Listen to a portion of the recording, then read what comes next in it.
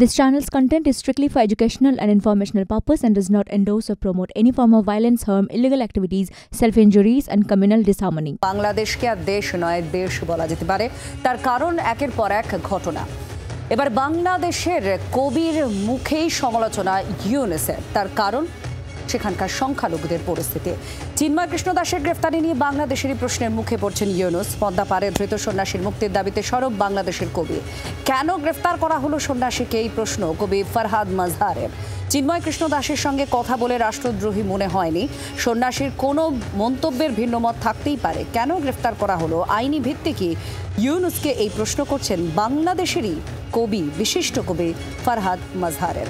আমাদের সঙ্গে সব্যসাচী চক্রবর্তী আমাদের প্রতিনিধির সঙ্গে আছেন।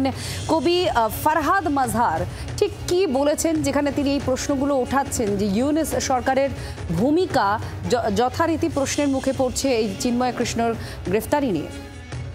দেখো, ফরহাদ মাজহার বাংলাদেশের অত্যন্ত সম্মানীয় একজন প্রাবন্ধিক এবং কবি, এবং এই যে পরিবর্তন, এই পরিবর্তনে তিনি যথেষ্টই সুর চড়িয়েছিলেন। সেই তাকেই এখন বলতে হচ্ছে যে পুণ্ডরীকাক্ষ ধামের অধ্যক্ষ চিন্ময় কৃষ্ণ দাসকে অবিলম্বে মুক্তি দেওয়া হোক, এবং এটা একটা আত্মঘাতী সাম্প্রদায়িক রাজনীতি, এটা স্পষ্ট করে তিনি বলছেন। আমি নির্দিষ্টভাবে বলছি তিনি কি লিখেছেন। তিনি লিখেছেন, জাতিসত্তা ধর্ম নির্বিশেষে বাংলাদেশের সকল জনগণের নাগরিক ও মানবিক অধিকার রক্ষা করুন, আত্মঘাতী সাম্প্রদায়িক রাজনীতি বন্ধ করুন।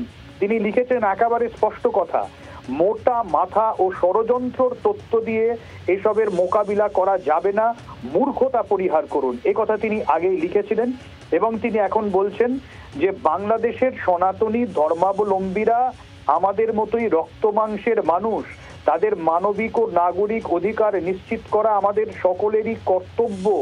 এটা একেবারে স্পষ্টভাবে তিনি যখন বলছেন, তখন ধরে নিতে হবে যে কোথাও গিয়ে সনাতনী ধর্মাবলম্বী সংখ্যালঘুদের মানবিক অধিকার এবং নাগরিক অধিকার লঙ্ঘিত হচ্ছে। যে কথা বারবার তত্ত্বাবধায়ক সরকার অস্বীকার করে আসছে, সেই বিষয়টা ফরহাদ মাজহারের মতন যারা বুদ্ধিজীবী, কবি, প্রাবন্ধিক, তারা স্পষ্ট করছেন যে কোথাও গিয়ে এই সমস্যা হচ্ছে। এবং সেই জায়গায় দাঁড়িয়ে একেবারে তিনি বলছেন যে এই ধরনের বিষয় থেকে বেরিয়ে আসা দরকার। এই নীতির ভিত্তিতে যদি আমরা সামনে এগোই তাহলে আমরা দেশ গঠন করতে পারবো না, এটা বারবার তিনি আবেদন করছেন। এবং সেই জায়গায় দাঁড়িয়ে তিনি কিন্তু যথেষ্ট এর আগে ভারত বিদ্বেষী মন্তব্য করেছেন, কিন্তু ভারত বিদ্বেষী মন্তব্য করেছেন, সুর চড়িয়েছেন, তারপরে গিয়ে তিনি যখন তত্ত্বাবধায়ক সরকারের সমর্থক হয়েও তিনি যখন এই কথা বলছেন, তাহলে বুঝতে হবে যে সমস্যা কিন্তু অনেক গভীরে, যা রটছে তার ঘটছে অনেকটাই, তা অস্বীকার করতে পারে না ইউনুস সরকার।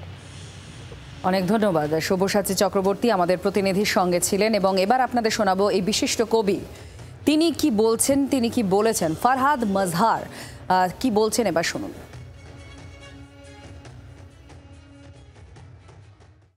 এখানকার সঠিক বাস্তবতা তুলে ধরাটা ছিল আমাদের সঠিক কাজ।